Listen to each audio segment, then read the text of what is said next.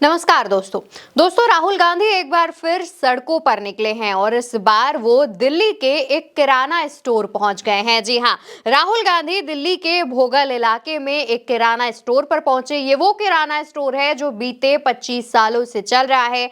यहां पहुंचकर उन्होंने लोगों की दिक्कतें जानी कि आखिर जब ई कॉमर्स जो ऐसे सुविधाएं दे रहा है कि 10 मिनट के अंदर आपका सारा सामान डिलीवर कर रहा है, चाहे वो मसाले हों, सब्जियां हों या फिर किचन का कोई भी सामान, तो उस दौरान ग्राहकों को क्या सुविधाएं दे रही हैं जो किराना स्टोर्स नहीं दे पा रही हैं। इसके अलावा किराना स्टोर पर जो लोग बैठते हैं, जिनकी वो दुकान है, जो लोग काम करते हैं, क्या उनको दिक्कतें आ रही हैं, क्या उन पर जो प्रभाव है वो ई कॉमर्स का पड़ रहा है, क्या उनका धंधा ठीक ठाक चल रहा है, उनका काम ठीक ठाक चल रहा है या नहीं। ऐसी तमाम चुनौतियों के बारे में जाना कि कैसे ऑनलाइन मार्केट किराना स्टोर्स को इफेक्ट कर रहा है। इस पर दुकानदारों ने बताया कि कैशबैक और बाकी लालच से चुनौती बढ़ी है, यानी कि ऑनलाइन जितनी भी चीजें होती हैं उसमें कैशबैक देने का लालच ग्राहकों को मिलता है, जिस वजह से किराना स्टोर्स पर इसका प्रभाव पड़ता है।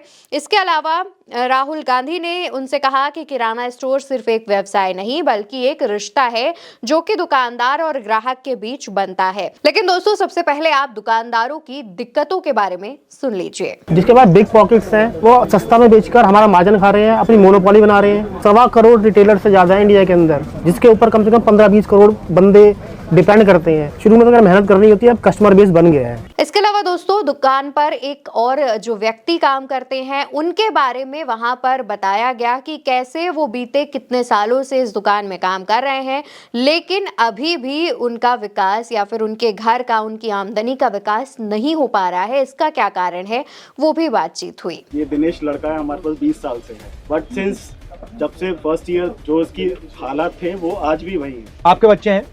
हाँ, 2 बच्चे। कितने हैं?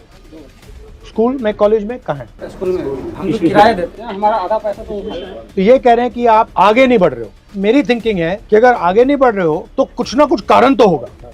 ये तो नहीं होगा कि मैं नहीं बढ़ना चाहता। Thought process, they are not willing।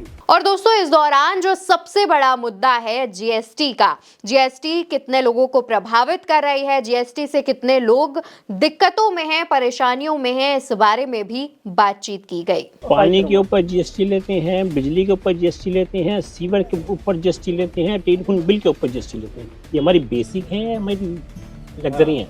ये तो आपको मिलने चाहिए। इंश्योरेंस के ऊपर जीएसटी लेते हैं, अब वो भी कितना, 18%। दोस्तों, इसके अलावा कई और मुद्दों पर बात हुई, जहां पर दुकानदारों ने बताया कि कैसे ई कॉमर्स की वजह से उनकी जो दिक्कतें हैं वो बढ़ गई हैं, कैसे उनके ग्राहक कम होने लगे हैं। हालांकि उन्होंने ये भी बताया कि उन्होंने पूरी दिल्ली के अंदर फ्री डिलीवरी चालू की है, जिससे उनके जो ग्राहक हैं वो बंधे रहें और कम से कम फ्री डिलीवरी के चक्कर में ही उनके ग्राहक ना छूटे, उनकी दुकानदारी ना छूटे और उनके दुकान का जो खर्चा पानी है, जो व्यवसाय है, वो चलता रहे। हालांकि दोस्तों, इस दौरान एक और चीज की चर्चा की गई जिसने सबसे ज्यादा ध्यान आकर्षित किया, वो ये कि कैसे ई कॉमर्स से जो एक किराना स्टोर की जो एक चेन होती है वो प्रभावित है। कि यहाँ पर दुकानदार ने ग्राहक को सामान दिया, लेकिन दुकानदार के साथ जो लड़का काम करता है या जिसने काम पर रखा है उसकी सैलरी भी देना है। जहां से सामान मंगाया, वहां से सामान आया, कौन लेकर आया, उसका किराया, उसके बाद ढो के इधर से उधर करने का, यानी कि पूरा एक जो चेन है, जो सिस्टम है, वो इफेक्ट करता है ई कॉमर्स की वजह से। क्योंकि ई कॉमर्स घर बैठे तमाम जो सुविधाएं हैं, 20% ऑफ, 50% ऑफ का लालच देता है। ग्राहक जाहिर तौर पर हम और आप जैसे लोग ई कॉमर्स पर ही जाएंगे, क्योंकि जितनी ज्यादा बचत हो सके महंगाई के इस दौर में। और इसी वजह से किराना पर जो लोग हैं, किराना की जिनकी दुकानें होती हैं, किराना स्टोर्स होते हैं, उनको सबसे ज्यादा प्रभाव होता है। लेकिन दोस्तों, इसके बाद एक और जो तस्वीर है वो सामने आई, जहां पर राहुल गांधी खुद दुकान के गल्ले पर बैठे, उन्होंने लोगों को सामान दिया और उनसे हिसाब किताब भी किया। ओके, ये अच्छा एक्सपीरियंस दिया आपने मुझे। हेलो, टमाटो केचप, ये वाली आगे जा। Refill pack. अच्छा, ये नहीं चाहिए। चलो, ये आ गया। और दोस्तों, इस समय राहुल गांधी पूरी तरीके से जननायक का काम कर रहे हैं। वो अक्सर सड़कों में आम लोगों के बीच पाए जाते हैं, उनसे उनकी परेशानियां जानते हैं, दिक्कतें समझते हैं और समझते हैं कि आखिर कहां पर सबसे ज्यादा दिक्कत आ रही है। जैसे कि किराना स्टोर पर पहुंचे तो पता चला कि ई कॉमर्स और जीएसटी की वजह से जो किराना स्टोर्स के दुकानदार हैं, वहां पर जो लोग काम कर रहे हैं और जो पूरी उनकी चेन है वो कैसे इफेक्ट हो रही है इस वजह से।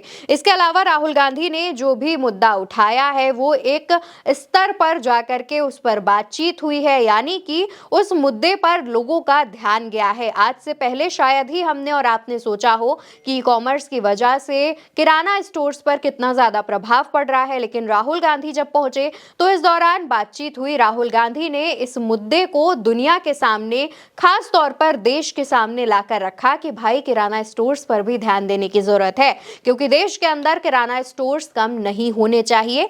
हाँ, ई कॉमर्स चल रहा है, अच्छी बात है, लेकिन किराना स्टोर पर भी ध्यान देना चाहिए। सरकार को किराना स्टोर के लिए भी कुछ ना कुछ स्कीम या फिर प्रभावशाली चीजें करनी चाहिए।